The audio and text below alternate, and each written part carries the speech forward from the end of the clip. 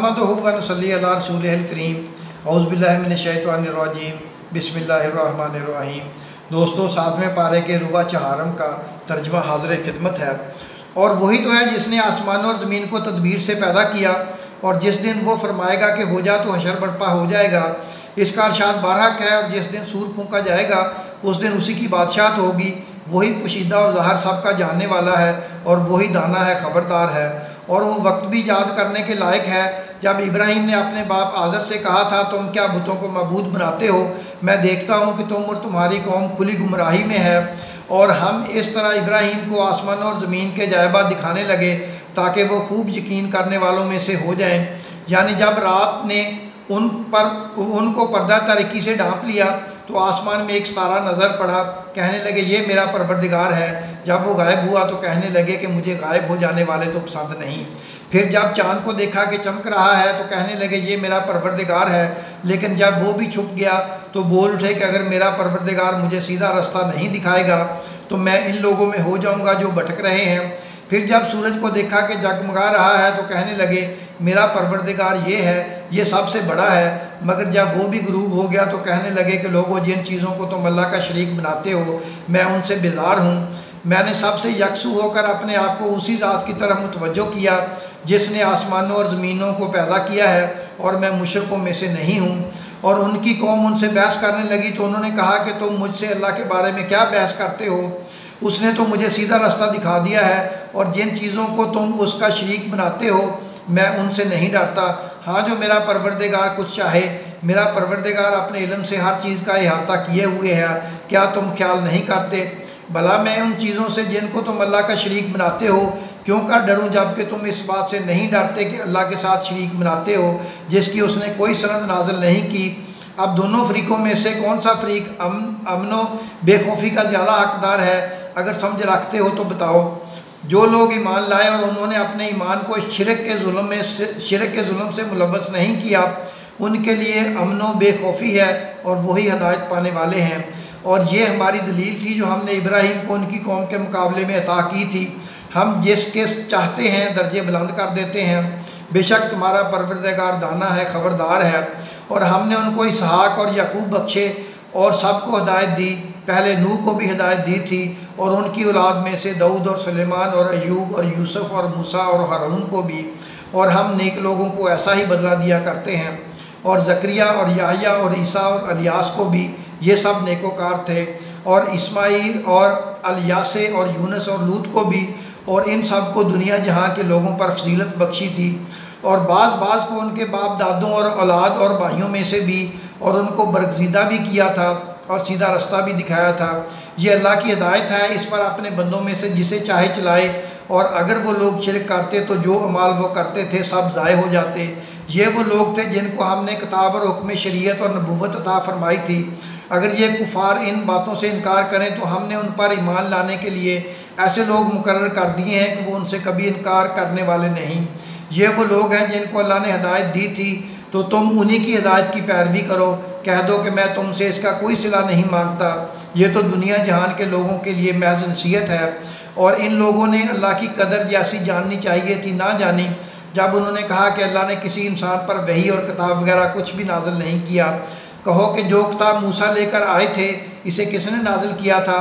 और जो लोगों के लिए नूर और हदायत थी और जिसे तुमने अलग-अलग औराक पर नकल कर रखा है कि इसके कुछ हिस्से को तो ज़ाहिर करते हो और अक्सर को छुपाते हो। और तुमको वो बातें सिखाई गई जिनको ना तुम जानते थे और ना तुम्हारे बाप दादा। कह दो इस किताब को अल्लाह ही ने नाजिल किया था। फिर उनको छोड़ दो कि अपनी बेहुदा बकवास में खेलते रहें। और वैसी ही ये किताब जिसे हमने नाजिल किया है बाबरकत है, जो अपने से पहली किताबों की तस्दीक करती है और जो इसलिए नाजिल की गई है कि ए नबी तुम मक्के और इसके आसपास के लोगों को आगाह कर दो। और जो लोग आखिरत पर ईमान रखते हैं वो इस किताब पर ईमान रखते हैं और वो अपनी नमाज़ों की पूरी खबर रखते हैं।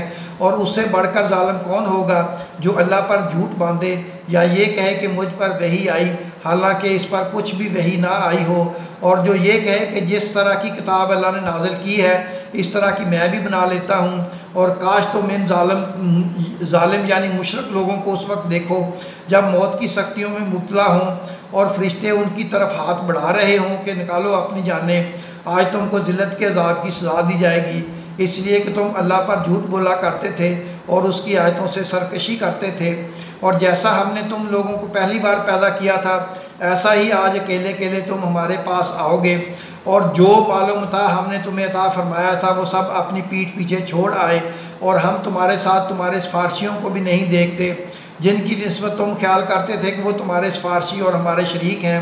आज तुम्हारे आपस के सब तल्लुकात मुनक़ता हो गए, और जो दावे तुम किया करते थे सब जाते रहे। बेशक अल्लाह ही दाने और गुठली को फाड़ कर उनसे दरख्त वगैरह उगाता है, वही जानदार को बेजान से निकालता है, और वही बेजान का जानदार से निकालने वाला है। यही तो अल्लाह है, फिर तुम कहाँ बह के फिरते हो। वही रात के अंधेरे से सुबह की रोशनी फाड़ निकालता है, और इसी ने रात को मूजब आराम ठहराया और सूरज और चाँद को हिसाब का ज़रिया बना दिया। ये अल्लाह के मुकर्रर किए हुए अंदाज़े हैं, जो गालिब है, इल्म वाला है। और वही तो है जिसने तुम्हारे लिए सितारे बनाए ताकि तुम जंगलों और दरियाओं के अंधेरों में उनसे रास्ते मालूम करो। अक्ल वालों के लिए हमने अपनी आयतें खोल खोल कर बयान कर दी हैं। और वही तो है जिसने तुमको एक शख्स से पैदा किया, फिर तुम्हारे लिए एक ठहरने की जगह है और एक सुपुर्द होने की। समझने वालों के लिए हमने अपनी आयतें खोल खोल कर बयान कर दी हैं। और वही तो है जो आसमान से मींह बरसाता है, फिर हम ही जो मींह बरसाते हैं इससे हर तरह की नबातात उगाते हैं, फिर उसमें से सब्ज़ पौधे निकालते हैं, और उन पौधों से एक दूसरे के साथ जुड़े हुए दाने निकालते हैं, और खजूर के गाबे में से लटकते हुए गुच्छे और अंगूरों के बाग, और जैतून और अनार जो एक दूसरे से मिलते जुलते भी हैं और नहीं भी मिलते। ये चीज़ें जब फैलती हैं तो उनके फलों पर, और जब पकती हैं तो उनके पकने पर नज़र करो। उनमें उन लोगों के लिए जो ईमान लाते हैं अल्लाह की कुदरत की बहुत सी निशानियां हैं। और उन लोगों ने जिन्हों को अल्लाह का शरीक ठहराया, हालांकि उनको भी उसी ने पैदा किया था, और बेसमझे झूठ बहतान इसके लिए बेटियां और बेटे बना खड़े किए। वो उन बातों से जो उसकी निस्बत बयान करते हैं पाक है, और उसकी शान उन बातों से बुलंद है। वही आसमानों और ज़मीन का पैदा करने वाला है, उसके औलाद कहाँ है से हो जबकि उसकी बीवी ही नहीं, और उसने हर चीज़ को पैदा किया है और वो हर चीज़ से बाखबर है। यही औसाफ रखने वाला अल्लाह तुम्हारा परवरदिगार है, उसके सिवा कोई माबूद नहीं। वही हर चीज़ का पैदा करने वाला है, तो उसी की इबादत करो, और वो हर चीज़ का निगरान है। वो ऐसा है कि निगाहें उसका इदराक नहीं कर सकती, जबकि वो निगाहों का इदराक कर लेता है, और वो भेद जानने वाला है, ख़बरदार है। ऐ पैगंबर, इनसे कह दो कि तुम्हारे पास तुम्हारे परवरदिगार की तरफ से रोशन दलीलें पहुँच चुकी हैं। तो जिसने उनको आँख खोल कर देखा उसने अपना भला किया, और जो अंधा बना रहा उसने अपने हक़ में बुरा किया, और मैं तुम्हारा निगहबान नहीं हूँ। और हम इस तरह अपनी आयतें फेर फेर कर बयान करते हैं ताकि काफिर ना ये कहें कि तुम ये बातें अहले किताब से सीखे हुए हो, और ताकि तुम समझने वाले लोगों के लिए तशरीह कर दें।